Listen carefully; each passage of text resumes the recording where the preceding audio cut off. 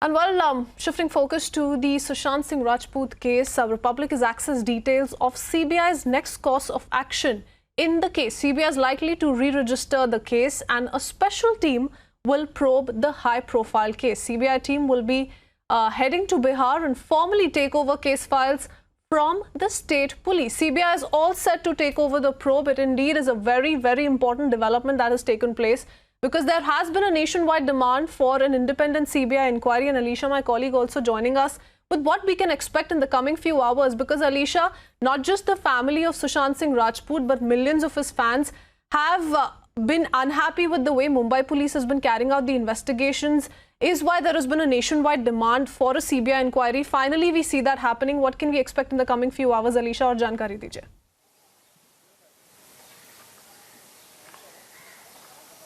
देखिए, बिल्कुल मुंबई पुलिस की इन्वेस्टिगेशन आखिरकार सुप्रीम कोर्ट के सामने जस्टिफाई की गई है और वहीं पर बिहार पुलिस की ओर से जो रेकमेंड की गई थी सीबीआई को देखते हुए, वहीं पर सेंट्रल गवर्नमेंट की ओर से सीबीआई के लिए अप्रूव कर दी गई है। यानी अब सुशांत सिंह के सुसाइड केस को लेकर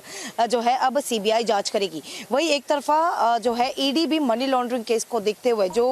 एफआईआर बिहार पुलिस में दर्ज की गई थी सुशांत सिंह के फादर पर, जिस पर ये एलिगेशन लगाए थे कि रिया चक्रवर्ती ने सुशांत सिंह के जो क्रेडिट अकाउंट है उसमें करीबन 15 करोड़ के निजी जो खर्चे हैं वो किए। उसी को देखते हुए जो मनी लॉन्ड्रिंग का केस दर्ज किया गया है, उसी को देखते हुए खुद ईडी ने रिया चक्रवर्ती को जहां पर कल के लिए यानी शुक्रवार के लिए समन किया गया, वही आज बताया जा रहा है कि संदीप श्रीधर जो है मुंबई के ईडी ऑफिस जहां पर हम मौजूद हैं वहीं पर किसी भी वक्त आ सकते हैं। एक तरफा ये भी बताया कि कल उनको बुलाया गया था, पर मुंबई में जो हालात जो भारी बारिश के वजह से वो ईडी ऑफिस नहीं पहुंच पाए थे, जिसको देखते हुए ईडी ने जो है ईडी के ओर से खुद रिया चक्रवर्ती और उनके सीए संदीप श्रीधर इनको भी जो है समन किया गया है सारे ट्रांजैक्शन को लेकर, और रिया चक्रवर्ती के अकाउंट पर को लेकर किस तरीके से हैंडल किया गया था उसके सारे फाइनेंशियल डिटेल्स जो है वो ईडी के ओर से जो है आज इन्वेस्टिगेट किया जाएगा, उनका स्टेटमेंट रिकॉर्ड किया जा सकता है। वही खासतौर पर सीबीआई की बात करें, अब जहां पर केस सीबीआई को सौंप दी गई है, वही अब इस पर स्पेशल टीम सीबीआई की स्पेशल टीम जो है ये हाई प्रोफाइल केस को लेकर जांच करेगी। साथ ही सीबीआई की एक टीम जो है वो बिहार जाकर स्टेट पुलिस से जाकर खुद एक फॉर्मली सारे केस को रिलेटेड जितने भी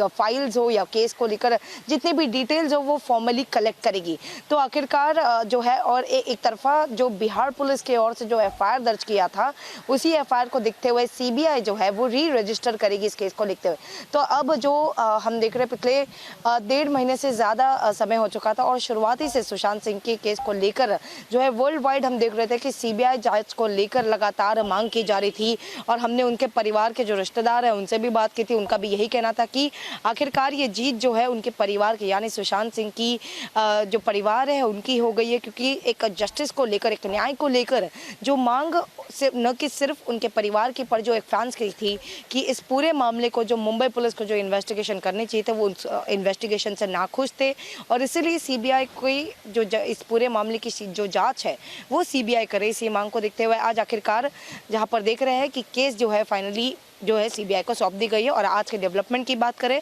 तो रिया चक्रवर्ती के सीए संदीप श्रीधर वो आज ईडी ऑफिस आ सकते हैं और वहीं पर अपना बयान दर्ज कर सकते हैं। जी।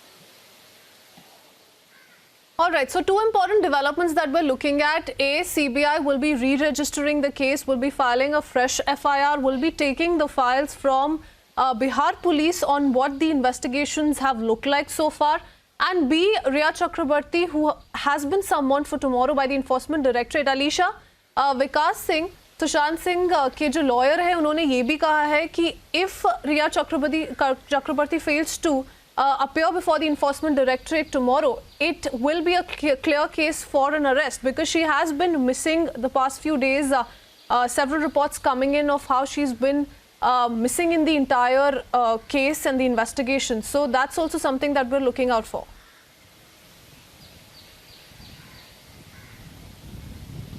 देखिए बिल्कुल ईडी की ओर से जो कल रिया चक्रवर्ती को समन किया गया है और फ्राइडे को आने के लिए उनको कहा, यानी 7 अगस्त को उनको ईडी के सामने अपीयर होना है। साथ ही जाहिर सी बात है अगर वो अपीयर नहीं होती है तो कहीं ना कहीं एक अरेस्ट के लिए जो है ईडी या फिर जो एजेंसीज रहते हैं जिनकी अथॉरिटीज़ है वो उनको अरेस्ट भी कर सकती है। पर एक तरफा 2 दिन का फिलहाल समय यानी कल और आज का जो समय दिया गया है, क्योंकि हमने देखा कि रिया चक्रवर्ती की ओर से जो है एक 20 सेकेंड का जो वीडियो उन्होंने रिलीज़ किया था जिसमें ये बताते हुए कि उनको न्यायपालिका पर पूरा भरोसा है, न्याय की ओर से उनको ज़रूर जो है एक जो सच्चाई है वो ज़रूर आएगा। फिलहाल मामला जो है वो सब जुडिस है इसलिए वो ज़्यादा बोल नहीं सकती, पर साथ ही उनके एडवोकेट की ओर से भी कई ऐसे क्लेरिफिकेशन आए फिर उनके जो है गायब होने के, क्योंकि रिपब्लिक मीडिया नेटवर्क की ओर से जो इन्वेस्टिगेशन की जा रही है उसमें खुद जो है उनके फिर चाहे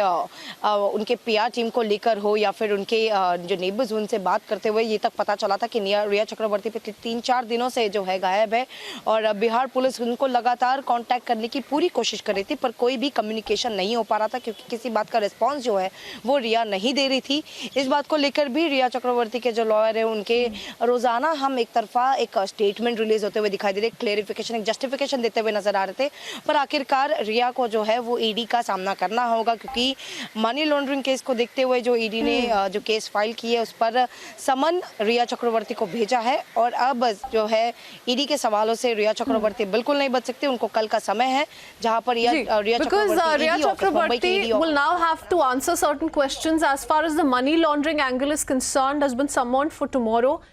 The family is alleging that this is much bigger than what it looks like on the face. Also